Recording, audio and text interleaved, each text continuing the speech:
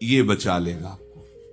थोड़ा भी नाम जप हुआ है तो अंतिम समय जो चित्र आने वाला आपका है, जो आपकी फोटो खींचने वाली है अगले जन्म की, उसमें भारी पड़ जाएगा नाम, आपको बचा लेगा।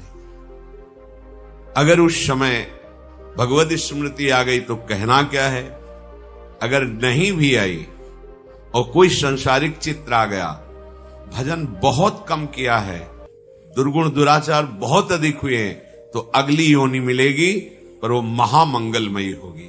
जैसे हिरण की योनि मिली पर वो गंडकी नदी में अपने शरीर को खड़ा करके भजन कर रहे, चूक हो गई, प्रभु का विस्मरण हो गया, अब नहीं होने देंगे।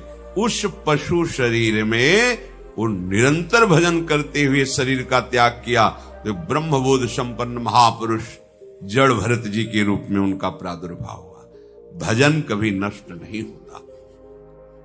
प्रभु कह रहे हैं कि जीवन भर जो आप कर रहे हो वही आपकी अंतिम अगले योनि के लिए स्थिति होगी। अंतिम चिंतन के अनुसार मनुष्य को अगली योनि में जाना होता है, ये नियम है।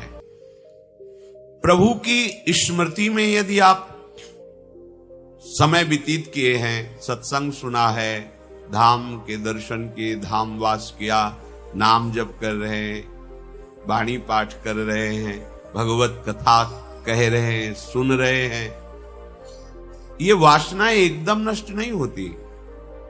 ऐसा नहीं कि परमार्थ का पथिक जो ही इस मार्ग में कदम रखा तो वासनाएं भस्म हो गई, ऐसा कहीं नहीं लिखा, ऐसा है भी नहीं, चलने पर अनुभव होता है। जो ही इस मार्ग में कदम रखा तो वासनाओं का तूफान आ जाएगा।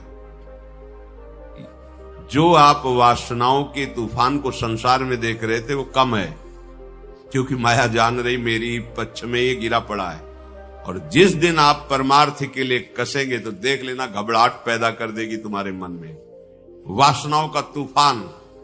ऐसा तूफान बड़े बड़े साधकों में हमने देखा है, निर्णय करने की शक्ति खत्म हो जाती है। माया भगवान की ही सामर्थ्य से युक्त है, इसलिए वो कहते मामे हुए मैं निकालूंगा, मेरी शरण में तू रहे, तेरी सामर्थ्य नहीं तू निकल पावे। स्पष्ट घोषणा कर रहे हैं, मामे हुए प्रपद्यन्ते माया में ताम तरन्ते।